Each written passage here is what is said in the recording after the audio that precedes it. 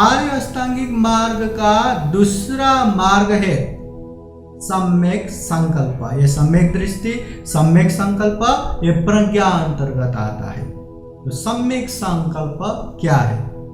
सही विचार या यथार्थ कल्पना या अच्छी भावना होना, ये सम्यक संकल्प है। हमारा जो संकल्पना है सही होना, अच्छा होना, लोगों को दुख देना, लोगों को पीड़ा देना, लोगों के ऊपर द्वेष उत्पन्न करके उसने मुझे ऐसा किया था, वैसा किया था, ठहरो मेरी भी बारी आएगा, मैं भी ऐसा करूंगा, वैसा करूंगा, ऐसे गलत गलत संकल्प ना करते हुए लोगों के ऊपर मैत्री अनुकंपा रख के लोगों को अच्छा करने का जो संकल्प है वो सम्यक संकल्प।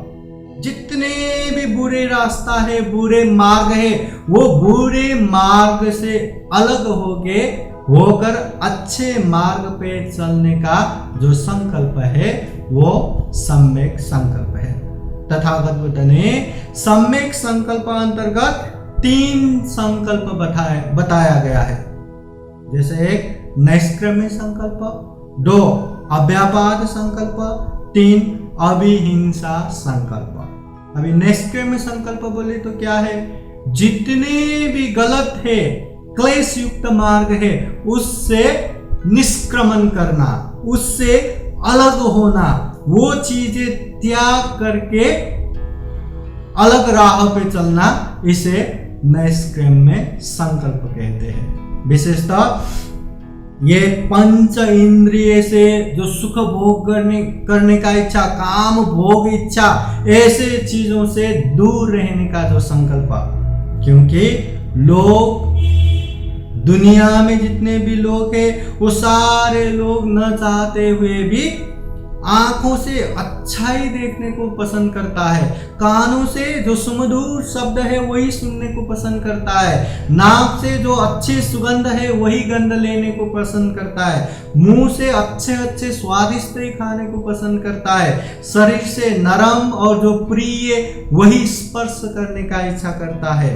तो ऐसे काम भोग से अलग रहने का जो संकल्प है इसे नैष्क्रम्य संकल्प कहते हैं। और दूसरा संकल्प है अव्यापाद संकल्प। जितना भी द्वेष है, लोगों ने मुझे ऐसा किया, वैसा किया, वो याद कर करके जो गुस्सा करने का, द्वेष उत्पन्न करने का स्वभाव है, उससे दूर रहने का जो संकल्प है अविहिंसा संकल्प। इस दुनिया में लोगों ने जितना भी हमारे ऊपर उपकार किया हो, सहयोग किया हो, उसे याद करना आसान नहीं है।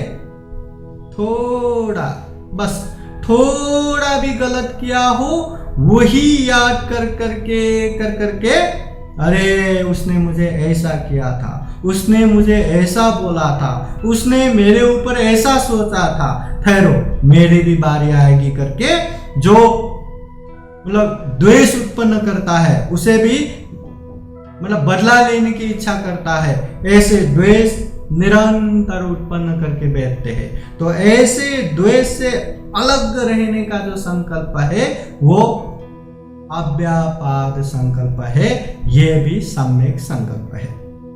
और तीसरे में आता है अविहिंसा संकल्प।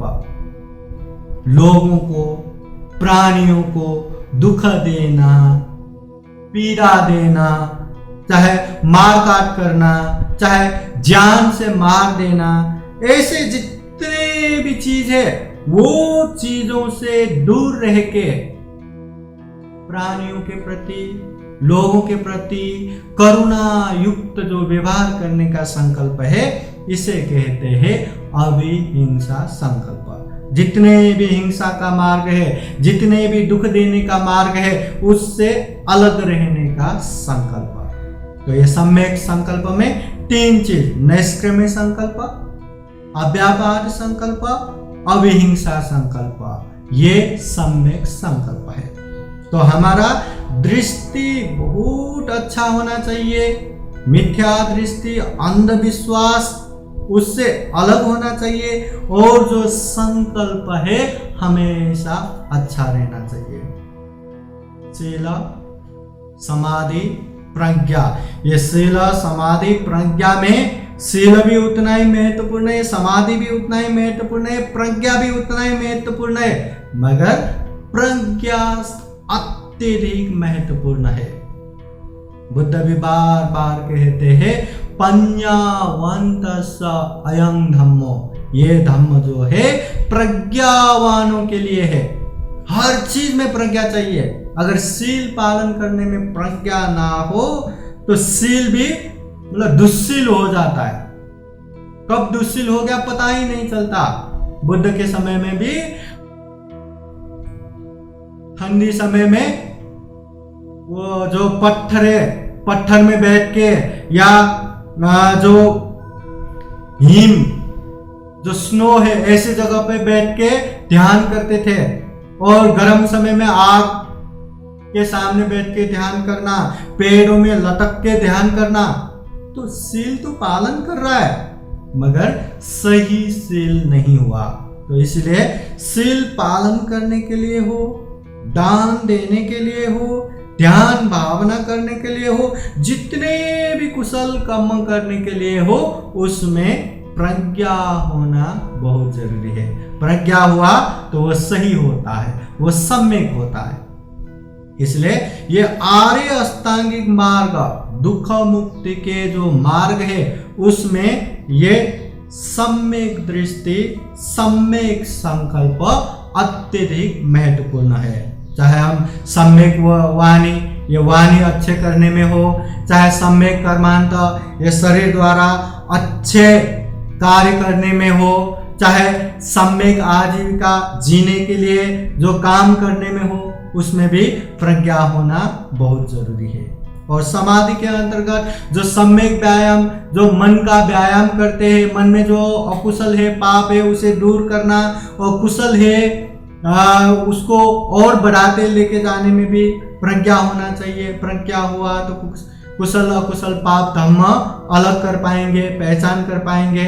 वैसे ही सम्यक स्मृति, हर चीज में सजग सचेत होने के लिए, होशियार रहने के लिए सम्यक स्मृति होना चाहिए। चाहे शरीर के प्रति हो, चाहे वेदना के प्रति हो, चाहे चित्त के प्रति हो, चाहे धम्म के प्रति हो, हर जगह सजग और सचेत रहने के लिए ये सम्यक स्मृति होना चाहिए। वैसे ही मन को एक चित्त और एकाग्र करने के लिए ये सम्यक समाधि भी होना चाहिए, और सम्यक समाधि में भी प्रज्ञा होना बहुत जरूरी है। प्रज्ञा नहीं हुआ तो एक बकुला भी कितने देर तक वैसे ही शांत रह सकते हैं, समाधि में रह सकते हैं, मगर जब उसके नजदीक कोई भी मछली आए तो फटाक से पकड़ता है, तो वो सम्यक तो नहीं हुआ। इसलिए समाधि, मन को एकाग्र करने के लिए भी ये प्रज्ञा होना जरूरी है। तो आर्य अष्टांगिक मार्ग में प्रज्ञा बहुत बहुत जरूरी है। फिर एक बार कामना करते हैं हम भी जीवन में सारा आर्य शक्ति को जाने, आर्य अष्टांगिक मार्ग को पहचाने, और सभी दुखों से मुक्त होने के लिए हम भी यह मध्यम मार्ग, आर्य अष्टांगिक मार्ग पे निरंतर आगे बढ़ सके, ऐसी कामना करते हुए सभी को सुखी हो, कल्याण हो, मंगल हो, ऐसी कामना करते हुए बुद्धवाणी पाली गाथा द्वारा आशीर्वाद देते हैं। सब लोग हाथ जोड़ के बैठिए। सवेतियो विभजन्तु सर्वरोगो विनाशतु, माते भवतु अन्तरायो सुखी दीर्घायुको भव, भवतु सर्वमङ्गलं रक्षन्तु सर्वदेवता, सर्वबुद्धानुभावेन सदा सोते भवन्तु ते, भवतु सर्वमङ्गलं रक्षन्तु सर्वदेवता, सर्वधर्मानुभावेन सदा सोते भवन्तु ते, भवतु सर्वमङ्गलं रक्षन्तु सर्वदेवता, सर्वसङ्घानुभावेन सदा सोते भवन्तु ते, एचितं पाचितं तुय्यं क्षिप्रमेव समीचतु सापे पुरन्तु चित्तसङ्कल्पा सन्दोपन्नरसो यथा आयुरारोग्ये सम्पत्ति सर्गसम्पत्तिमेव च अतो निब्बानसम्पत्ति इमिनाते समीचतु। साधु साधु साधु। बुद्धं नमामि, बुद्ध को नमन करता हूँ। धम्मं नमामि, धम्म को नमन करता हूँ। संघं नमामि, संघ को नमन करता हूँ।